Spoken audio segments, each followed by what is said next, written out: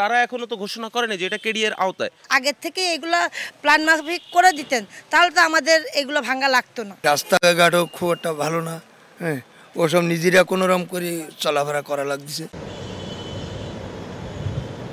এক পাশে ভৈরব, অন্য পাশে রূপসা নদী নিয়ে খুলনা মহানগর বেড়ে উঠছে লম্বালম্বিভাবে।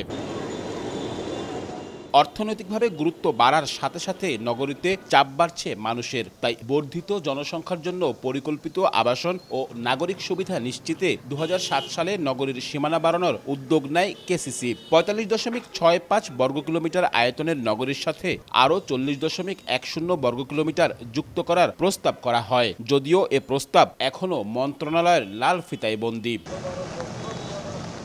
নগর সম্প্রসারণের এই খবরের পর থেকেই কেসিসির বর্তমান সীমানা সংলগ্ন এলাকাগুলোতে শুরু হয় অপরিকল্পিত আবাসন গড়ে তোলার হিড়িক। আবাসনের সামনে সড়ক কিংবা ড্রেন সবই তৈরি হচ্ছে অপরিকল্পিতভাবে।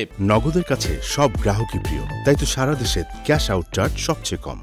তারা এখনো তো ঘোষণা করেনি যে এটা কেডিএর আওতায়। আমি মানে তো আর যেচে যাব না, সেখানে তাকে তো আসতে হবে। ট্রেনের ব্যবস্থা, বিদ্যুতের ব্যবস্থা এবং ময়লা ফেলার যে আমাদের ডাস্টবিনটা, এটা খুবই প্রয়োজনীয় এলাকায়। বাড়িওয়ালারা বাড়ি করছে বা করতেছে এখনো, এরাই নিজেরাই মোটামুটিভাবে ব্যবস্থা দিচ্ছে। ওয়াসার লাইন নাই, রাস্তাঘাটও খুব একটা ভালো না, হ্যাঁ, ওসব নিজেরা কোনোরকম করে চলাফেরা করা লাগছে। আগের থেকে এগুলা প্ল্যান মাফিক করে দিতেন তাহলে তো আমাদের এগুলো ভাঙা লাগতো না। প্রস্তাবিত সম্প্রসারিত এলাকায় এমন বিশৃঙ্খল আবাসন ও স্থাপনার ফলে ভেস্তে যেতে বসেছে পরিকল্পিত পরিচ্ছন্ন নগরী গড়ার পরিকল্পনা। এজন্য খুলনা উন্নয়ন কর্তৃপক্ষকে দায়ী করছে কেসিসি। মাস্টার প্ল্যান আছে কিন্তু বাস্তবায়ন করার জন্য যা করণীয় খুলনা উন্নয়ন সংস্থা করে না।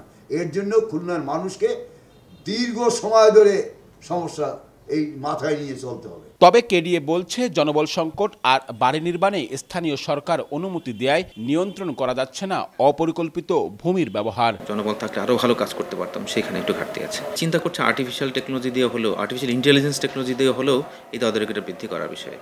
এ বিষয়ে আমরা প্রাথমিক পর্যায়ে আলোচনা করেছি। আশা করছি আমরা আরো ভালো কাজ করতে পারবো। বর্তমানে খুলনা সিটি কর্পোরেশন এলাকায় প্রায় 15 লাখ মানুষের বসবাস, আর প্রস্তাবিত সিটি এলাকায় বাস করছেন আরও প্রায় 7 লাখ মানুষ।